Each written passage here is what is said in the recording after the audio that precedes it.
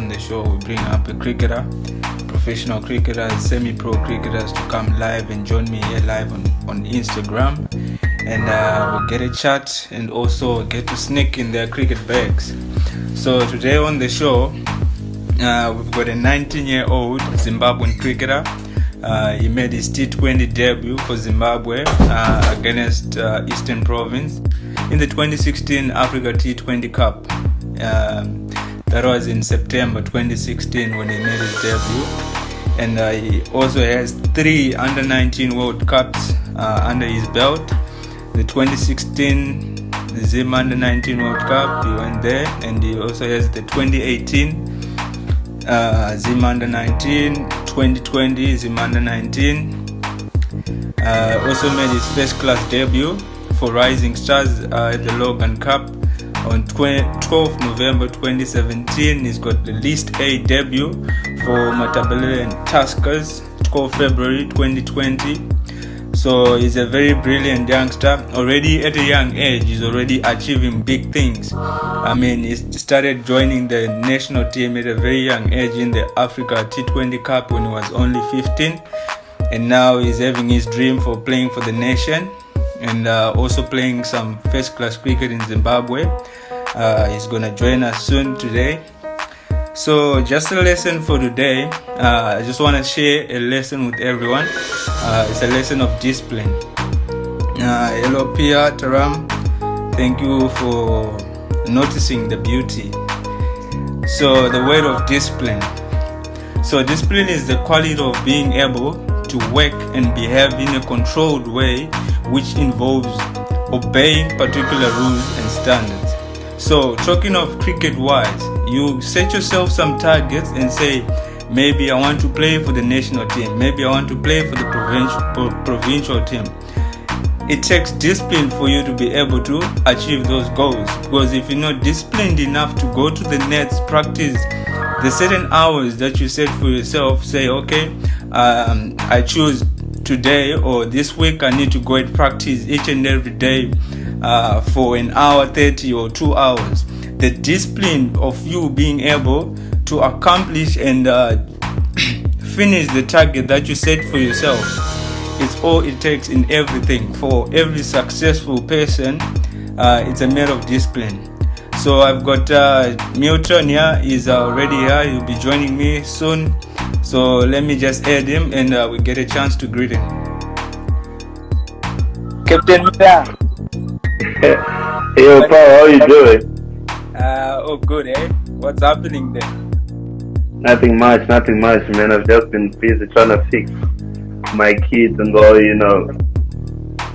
Yeah, I would like to say it's an honor for me to have you on the show today. It means a lot for you to just give your time and, you know, share this experience with us. I really appreciate it. I know, man. It's good to be here too, man. It's good to be here. Okay, so without wasting any time, I think let's begin asking questions that you show us what's in your kit bag, and let's get a tour. All right. But let's get this going.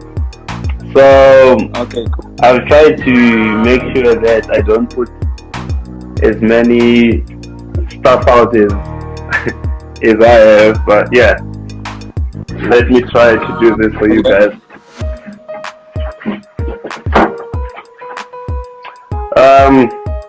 I've got my kit laid up here, so I'll try. That's one guy. That's too many stuff, man. No, that's not a lot. That's not a lot.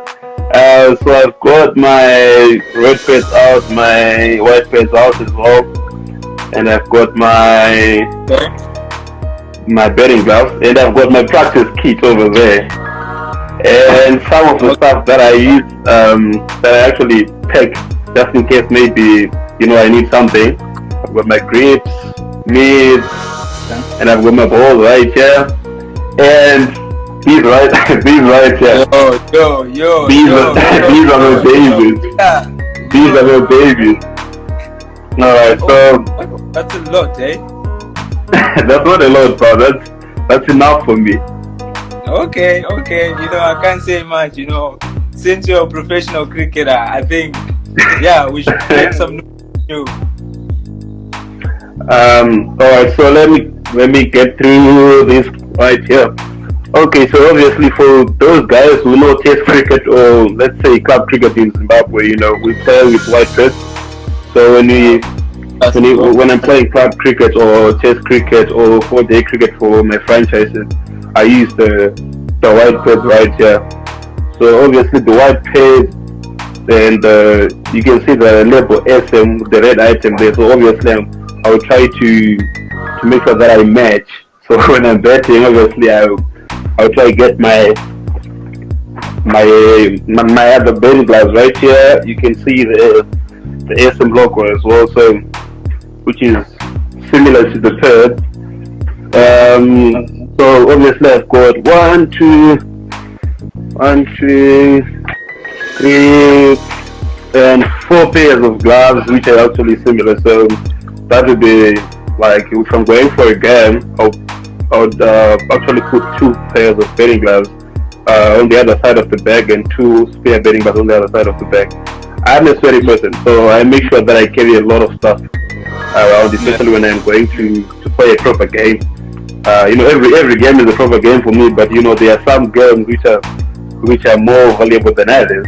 So let's say I'm going for a small practice, I actually carry 2 pairs of batting gloves. But if I'm going for a tour, maybe an international game, I try to make sure that I carry as many batting gloves as I can. And I've got my red pads right here. I've got my red pads right here. So obviously for those who don't know cricket, so I'll try to explain why I've got red pads and white pads. So red pads are for international games. Let's say, okay, I represent Zimbabwe, right? So if you go for a tour, we actually use red pads. So our kit is red as well. So we try to match it up. So we use red pads in our international games. So red pads are for international games and white pads are for international games as well, but you know, different formats. So obviously I will not have a problem with my batting gloves because already they've got the red on it already, so they'll actually match. So that'll be nice for me to actually look good. You know, you look good, you play good. So I've got my arm guard here. So basically the arm guard is only for practice. That's it for me. You know, sometimes when you're practicing, you get balls that actually misbehave. So so I'll try to protect myself as much as I can. So I wear my arm guard when I'm practicing and make sure that I get in shape. So this is only for practicing. Sometimes I think when I played the quadrangular series in South Africa last year, I actually used this one here in 2 of my games against India and South Africa. So I just wanted to see how it is. So you know, I just like I'm gonna leave this one behind. I'm just gonna go freelance because I didn't like it that much, but I use it for practice. Already, okay, this is the jockstrap. I don't want to talk much about it. People know what a jockstrap is and what a boxer is already. So that's the point. And this is my type. I think that is the most important thing. You can get anything or bet or pets or anything, but that thing you can't share, so it's very essential. Yeah, you know, right? Especially when you face fast bowlers and you are a top order batsman. So yeah, you really need that one, and you really need a proper one, though. Yeah, sure. Yeah, and this one right here is my typet. I only have one typet because you know it's actually. I think in cricket, if you have a lot of kit, I think a typet is one of those things that I don't think you really need a lot of typets. Like if you have one, you can use it for practice and you can also use it for games. So I'll quickly go grab my helmet right here. Alright. It used to have a logo on it, like the Zimbabwe cricket badge on it, but you know, I wanted to play club cricket as well in Zim, so yeah, I just removed the log so that I can use it for practice. Maybe when I'm practicing at St. Aidans or wherever I practice, it will not be a problem. So that's my helmet right here. and that's my kit bag, and that's my practice kit bag right there.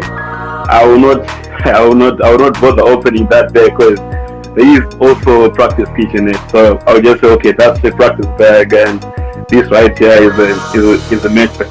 So okay, Mila. Yeah. There's one question here from one audience. Simba is saying that, do you sometimes donate the old stuff you have to the young fellas back at the school you grew up at? Yeah, I do. I get sponsors, like, I think more frequently. So I change sponsors every time. So the last time I was being sponsored by Ninja.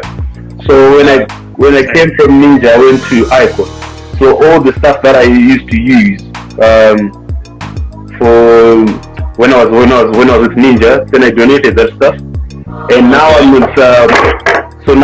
I'm with SM. So I actually donated the Icon gear. So I don't have the Icon gear with me anymore. Okay. So, all right. You know what it is when you're the sponsors. You only have to use your sponsor's gear. Yeah, sure. Okay, I believe it's answered. We can. Okay. So right here, these are just grips. So this is a face cover. You know, the things that you only carry in your kit bag. So this is the face cover. Some grips here, and this one here to knock your badge, and the mid, and these are clear. So I play for Tuskers, right? So we use blue.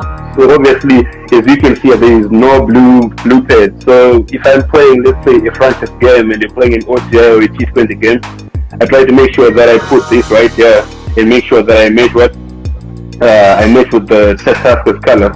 And obviously, this one right here, every batsman walks with the ball to make sure that maybe if you get to the ground early and everyone is not, and people are not there. So, yeah, you see, so you get a little bit of a heat before people come. And okay, I'll try not to say a lot of stuff about my bats. So I know a lot of people talk much about my cricket bats.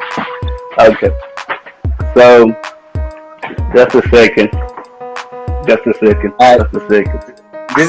might take the whole day, eh? This is going to be one dialogue long interview, yeah? Not really. Okay, let's get through this. I know a lot of people. Sorry? Let's get through them. That's what we're here for. Okay, man. Not a problem. So, I've lined them up, not in any particular order. So I'll try to hold one of my bets and say what it means to me and all that.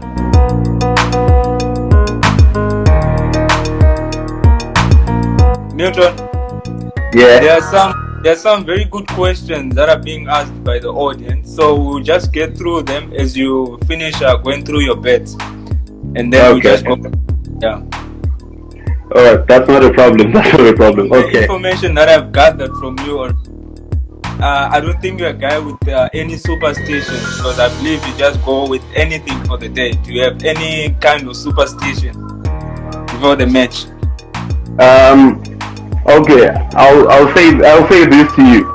Obviously, you know, when you're growing up, a lot of people will tell you, I don't want people to hold my bed before a game, blah blah blah. So I think after playing a lot of cricket, so I figured out that everyone has got superstitions and all that stuff, right? Yeah.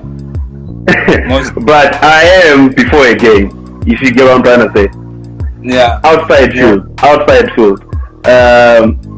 Not in the game. You know, you can touch my bat, you can do whatever you want to do, but not before a game. On the day of the match, I don't think I'm so superstitious. There are some things that I do. Now, okay, I'll tell you what. Because all my Zimmates are here. I don't eat before I bet. If you are betting second, I don't eat lines. Right, that's one of the things that, okay, Dion is here and Dion is saying don't lie to us. Okay, I'll say this. Okay. You just said it. Okay, I don't eat before my second inning. especially when you're going into bed. Yeah, so I don't eat and I sleep. I sleep before I go to bed. So that's only if you are betting second. But if you are betting first, if you are betting first, dude, I just go down there. I will actually have, let's say, 10 minutes of a hit, and maybe after that, I'll go have a ball. I'm not so superstitious when you're betting first, you know. To be honest, I don't really have those kind of stuff when I'm betting first. But when I'm betting second, I only don't eat lunch and I sleep. That's it. Okay. You know, for me, I believe this superstition is something, you know, you can't take away from the game. There are little things, you know, that you do. Like there's this thing of when you're betting up. Some people they say I always bet. I always start with my right foot when I'm betting up. I always start with my left foot. You know, there's some things, you know, that you just feel like they will get you on, get your mind in the right spot before you get in the game. So let's say you have a bad day. What kind of a packer are you when you're packing your kit bag? What kind of a guy are you when you had a bad day? They say you score a 0. Yeah, and you had high intentions for the game. Are you just gonna throw your stuff away, or you take your time, pack things nicely? What type of a guy are you in that scenario? I think, you know, okay, for me personally, I take my time to do everything. To walk into bed, right? I think if I score a dub, I look for more food. Dion, stop telling people about my game, dude. Okay, the thing is that, you know, when I'm going into bed, I'll be like, full. I will not be hungry. But if I nick off the first ball, or if I don't score around more than maybe 70 odd, I come back, I make sure that I eat that food that I did not eat at lunch. Because I'll be hungry. You know, I'll be so hungry. But in terms of taking my kid back to business, obviously, I take my time to take I try to make sure that I take my kid back nicely, right? And I don't throw stuff away. Because you know, growing up, we used to not have everything, right? We could borrow pads, we could borrow batting gloves, we could borrow everything, right? I didn't have anything. So now that I have something with me, I don't just throw things away because I have a lot of stuff. I respect it because I know that if you don't have things, I know how it feels not having anything. So if I have something now, I don't have to like, let me just throw this bed away because I'll get another one tomorrow. I respect my kids. I respect my kids very well. So I don't think I'm a bad picker, but you know, maybe 5 minutes after nicking off, don't say anything to me. Because I'll be like, you know, every batsman goes through that 5 minutes. But you don't have to say a word. Okay, I get it. So now I want to give this answer accordingly. Okay, are you the best into your side? Sorry? Say for every changing room that you have been, are you the messiest one in the changing room? No, no way. You know, maybe in between.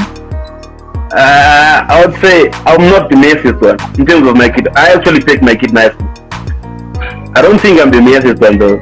I'm not even in between. I'm the smart guy. I would say that I'm the smart guy because you know when I was in a situation where I was a rookie, right? You know the situation. So if you're the rookie, you have to make sure that the changing rooms are clean. So now I was a senior player, right? It comes back to you again. As a senior player, you have to lead by example. You have to be smart. The other kids have to look up to you. So now that I've moved from under 19, where I was one of the senior players, now I'm going into the changing rooms of senior guys like Sean Williams, Craig Evans. So now I'm a rookie now. Back to me, I'm a rookie now. So I have to look smart, right? I have to look smart. But it's going to be a time where I'm now the senior player.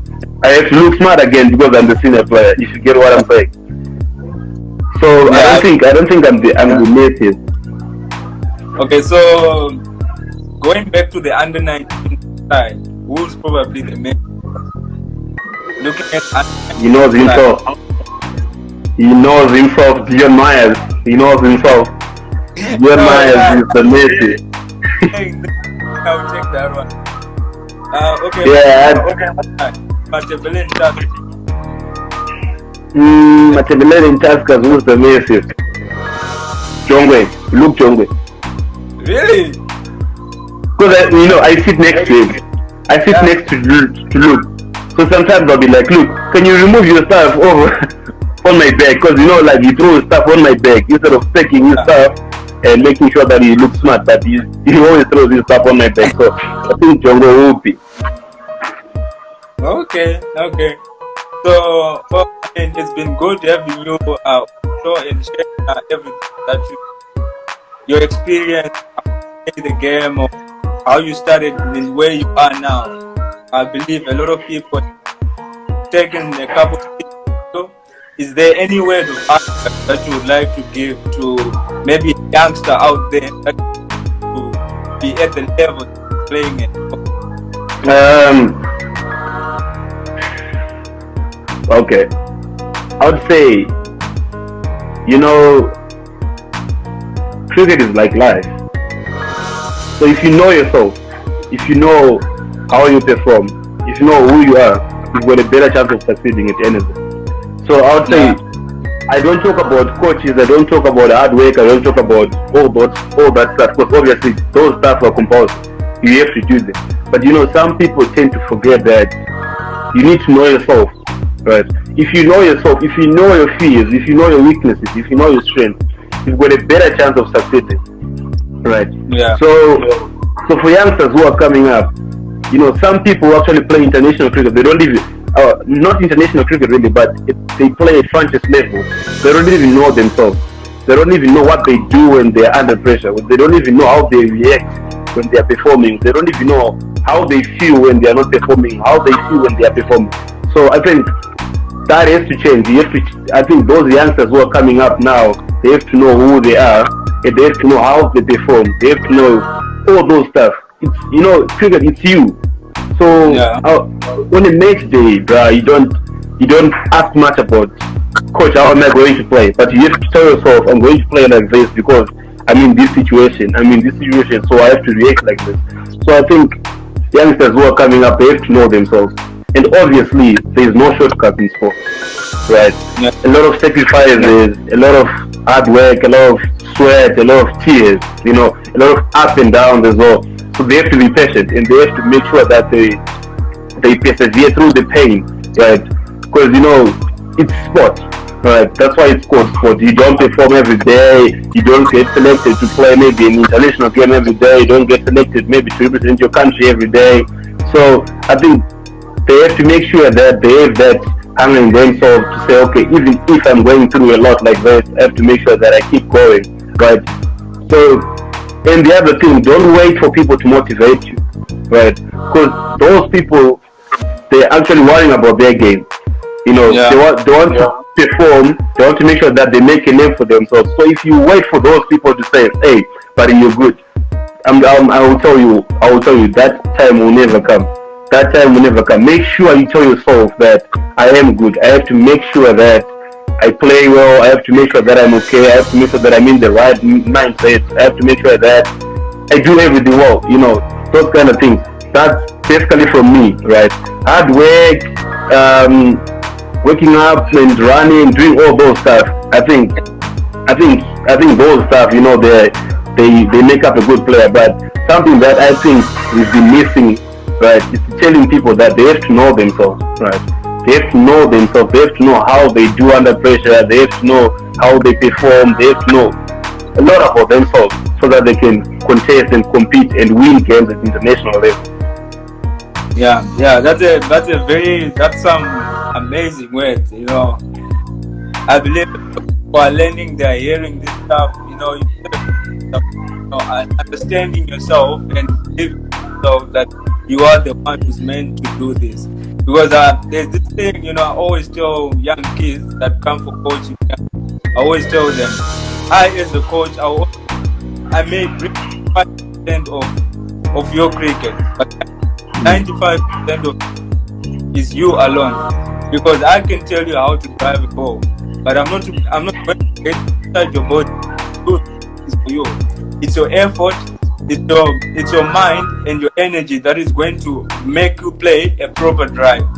So those they mean a lot, and they actually build that circle that I'm talking about a coach or a senior player coming towards you and giving you 3%, 2%, 9 and 98% is yourself as a cricketer. So yeah, you're right. I think if you can quickly just go through the questions. Let's say maybe you start from the first question which was asked, then I just answer them so that people will not feel like we're just doing this live for our benefit. It's also for their benefit that we're doing this. Yeah.